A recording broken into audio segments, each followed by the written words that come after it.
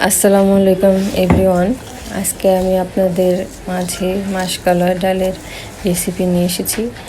আশা করি ভালো লাগবে। এখানে আমি অনেকগুলো মাসকলাই ডাল নিয়ে নিয়েছি একটা শুকনো পাত্রে। এগুলো ভালো করে আমি কম আঁচে ভেজে নেব। এটা একটা বাদামি কালার হয়ে যাবে।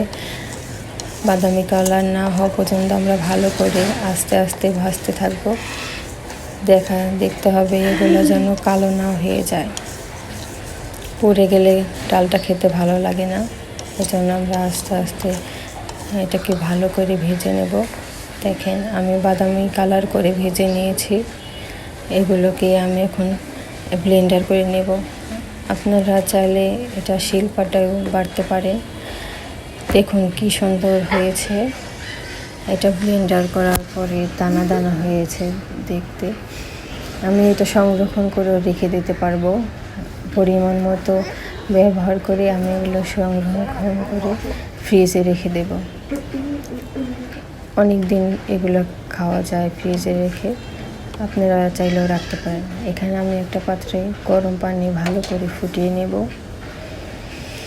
তারপরে এখানে আমি হলুদ মরিচের গুঁড়া দিয়ে দেব, পরিমাণ মতো লবণ দিয়ে দেব, পরিমাণ মতো কাঁচামরিচ দিয়ে দিলাম। এখানে আদা বাটা দিয়ে দিলাম, কয়েক টুকরা পেঁয়াজ দিয়ে দিলাম। তারপর ভালো করে নেড়ে দেব। দেখুন এখানে আরেকটা পাত্রে আমি মাসকলাই ডাল গুঁড়াগুলো ভালো করে পানি দিয়ে মিক্সার করে, নর্মাল পানি নিয়েছি এখানে আমি, ভালো করে মিক্সার করে সেটা সেই গরম পানির ভেতরে চুলায় আছে দেওয়া পানিতে দিয়ে দেব। ভালো করে মিক্সার করে এটাকে কিছুক্ষণ আমি পানিতে গরম করে নেব, জাল দিয়ে দেব। আপনারা আপনাদের পরিমাণ মতো জাল দিতে পারেন। আমি এখানে 15 থেকে 20 মিনিট রান্না করেছি। দেখুন প্রায় হয়ে আসছে। আপনারা বাসায় ট্রাই করতে পারেন, অনেক ভালো লাগবে। একটি কড়াইতে আমি সামান্য পরিমাণ তেল দিয়ে দেব, জিরা দিয়ে দেব,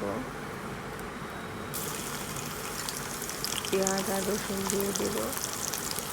বাগারের জন্য ডালটা বাগার দেব ভালো করে পেঁয়াজটাকে বাদামি কালার করে নেব। মশলা যখন কালার হয়ে গেলে আমি এখানে ডালটা পানিটা দিয়ে দেব। তারপর সবটুকু ডালের সাথে মিক্সড করে দেব। হয়ে গেল আমাদের আজকের মজাদার মাসকলাই ডালের রেসিপি। ধন্যবাদ।